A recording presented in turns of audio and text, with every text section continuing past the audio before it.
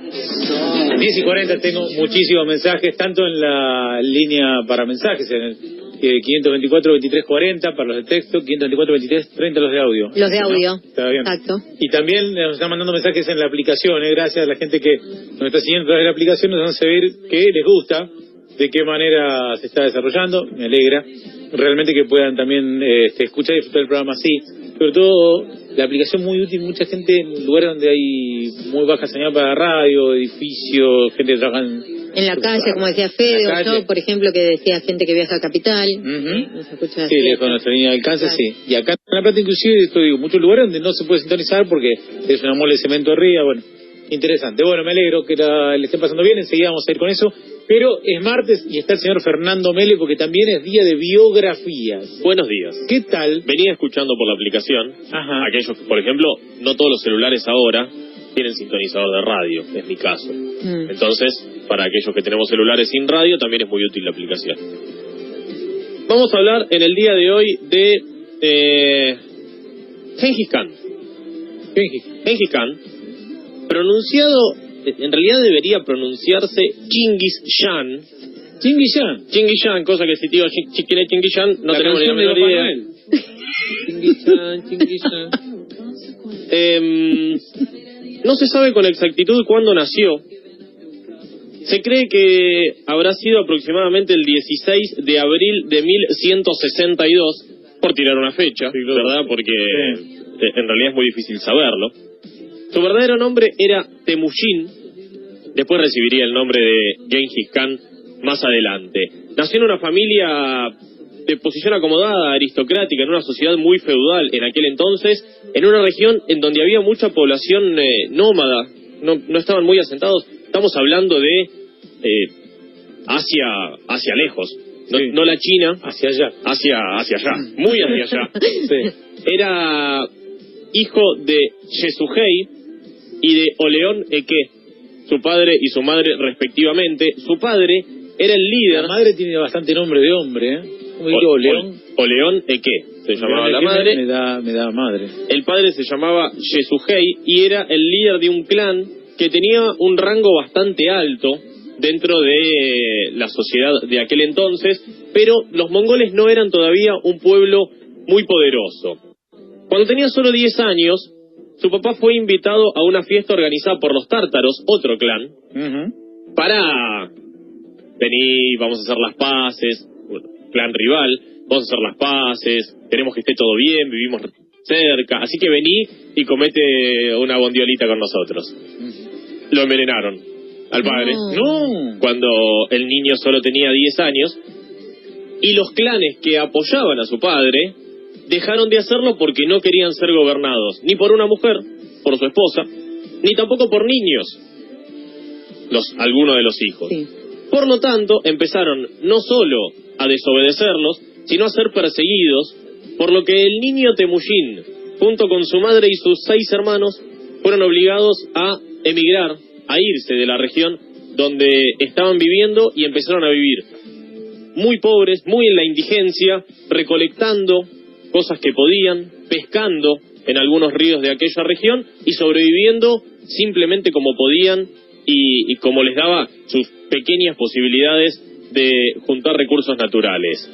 Sin embargo, comenzó allí el joven Temujin a tejer ciertas alianzas, a hacerse algunos amigos y a sumar algunos hombres a sus filas. En aquel entonces un clan raptó a su madre, a Oleón Eke, y con el apoyo de aquellos amigos que se estaba haciendo, logra recuperarla, demostrando una gran capacidad para la batalla, y es que comienza a exhibir cierto poder militar y a inflar un poquito el pecho. El perseguido joven Temujin, hijo del fallecido ya líder del clan. Y así empezó a conectarse con otros clanes.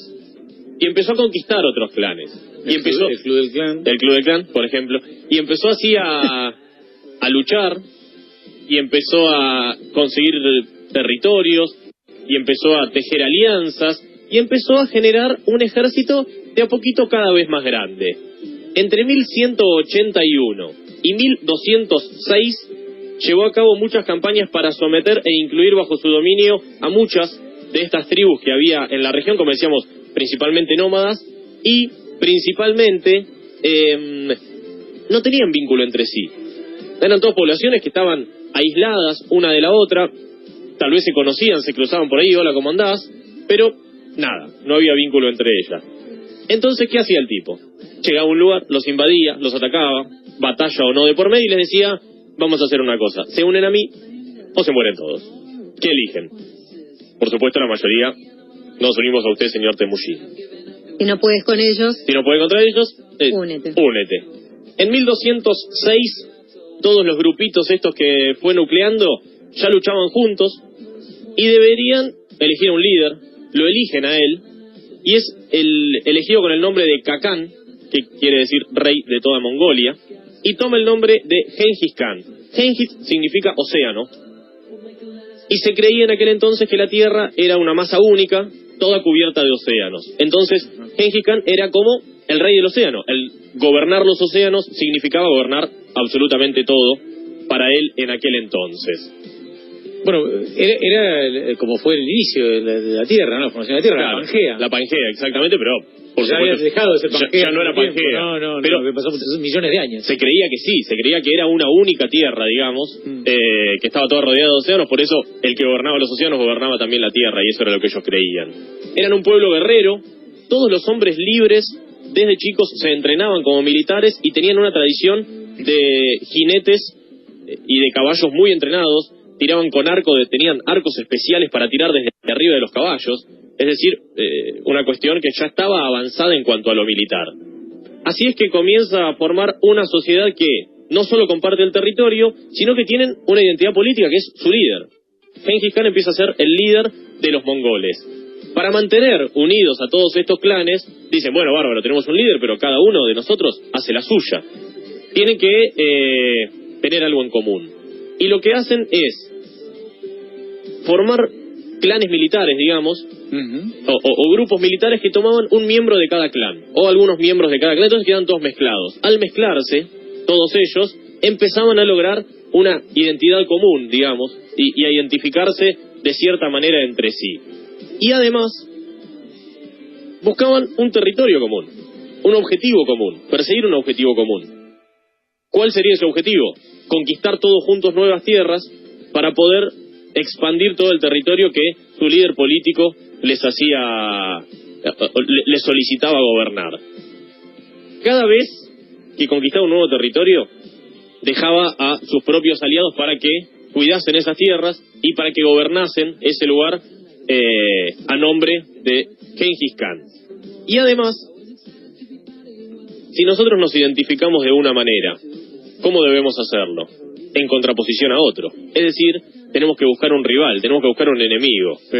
¿Qué enemigo buscó cuando ya tenía cierto poder? Por suerte la redonda no existía. Por suerte la redonda no existía. Ni Argentina existía. No. Imaginemos si nos hubiesen invadido los mongoles. Culpa de tierra, sí. Decidieron atacar el Imperio Chino. Así de simple. El imperio, por entonces, más importante del mundo, el Imperio Chino. Y entonces, Genghis Khan, antes de atacar un lugar, mandaba mensajeros para indagar, muchas veces comerciantes que conocían la zona, iba, chusmeaba un poco y después venían y le contaban qué pasaba. En 1214 termina de conquistar una gran parte de China, la parte norte, la parte sur estaba muy desarrollada y no se animó a conquistarla, pero la parte norte la conquistó absolutamente toda y en 1214 toma Pekín. ¿Con cuántos hombres tomó China? ¿Creen? ¿Cuántas eran las tropas que invadieron? 90.000 eran los hombres con los que invadió China, sí, pero China tenía un ejército de 1 millón. Es que eran muchos desde siempre. Eran muchos desde siempre los chinos. Con 90.000 tipos derrotó a un ejército de 1 millón, asesinando a casi 500.000. Una barbaridad. El poderío militar que habían logrado era absolutamente descomunal. Como no pudo conquistar el sur de China, no se animó a estar muy desarrollados, mejor ahí no nos metemos, ya con el norte nos alcanza, vamos para el otro lado. Y empezó a conquistar lo que era Corasmia, que hoy es Kazajistán, Uzbekistán y una parte de Rusia. Claro. Y de este modo empezó también a tener vínculo con los estados musulmanes, que estaban en aquel entonces, por supuesto, también los conquistó, también los derrotó a todos.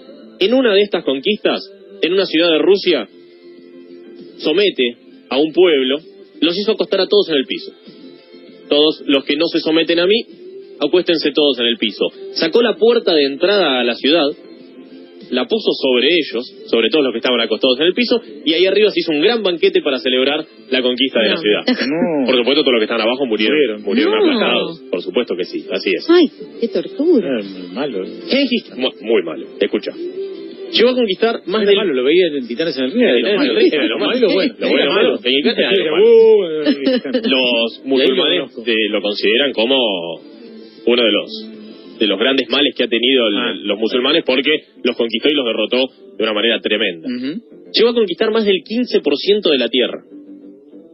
Desde China hasta el este de Europa y desde casi el sur de Rusia hasta el Océano Índico. Todo. Conquistó absolutamente todo. Argentina tiene 3 millones de kilómetros cuadrados. Aproximadamente. Gengis Khan conquistó 30 millones de kilómetros cuadrados. Es decir, 10 Argentinas, que es más o menos el territorio de África. Eso fue todo lo que conquistó este señor, que logró tener el segundo imperio más grande de la historia. El primero fue el británico, allí por el 1700 más o menos. El segundo fue el de Gengis Khan en el 1100, 1200 y pico.